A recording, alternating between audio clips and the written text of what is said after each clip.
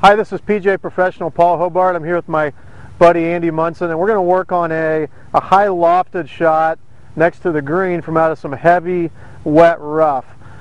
A couple of the keys to me on any short game shot, there's really three key components. One, we need to picture the shot that we want to hit and envision what we want the golf ball to do for this to be a successful shot.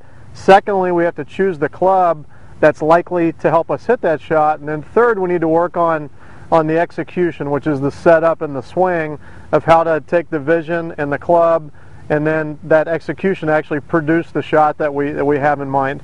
So the shot that we're going to play today, because we're looking to hit a high soft shot, and that's the picture that we have in mind, we're going to utilize a 60-degree wedge. So Andy's got his 60-degree wedge here, which is going to be very helpful in getting the loft on this shot that we're looking for. Now, as far as the execution of this, I'm going to recommend to him that he does a couple of things here which I think really simplifies this shot. One, because we're trying to use the loft of the club, we're going to put the ball a little bit more forward in our stance. So he's going to move it a little bit closer to his left foot.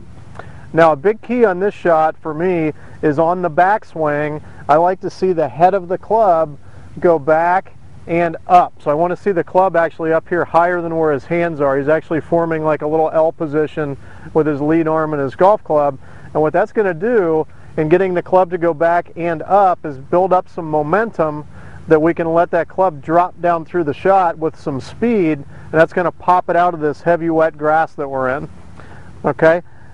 The thing that we're going to do down at the bottom of the swing is we're going to just let the club slide under the ball. So we're going to let the bottom edge of the club, or the trailing edge, go down and thump the ground at the bottom, and that's going to pop the ball right out of there. So we're not trying to lift it or scoop it, but we're swinging the club downward, using the club properly to actually impact the ground a little bit, and that's going to propel that ball up out of that lie.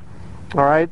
Now, as far as the pace of the swing goes, I'd like for you to feel like the pace here is similar to what you'd have if you're going to throw the ball underhanded from here onto the green.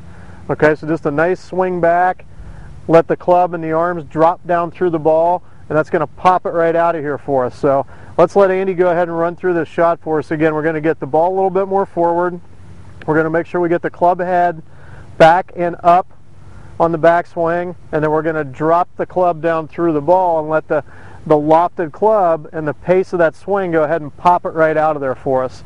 So let's let Andy give that a try.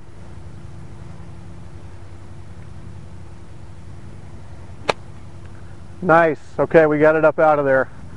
Awesome. So take these tips, use them at your golf course. Hopefully it saves you a few strokes, and we'll see you next time. Thanks, Andy.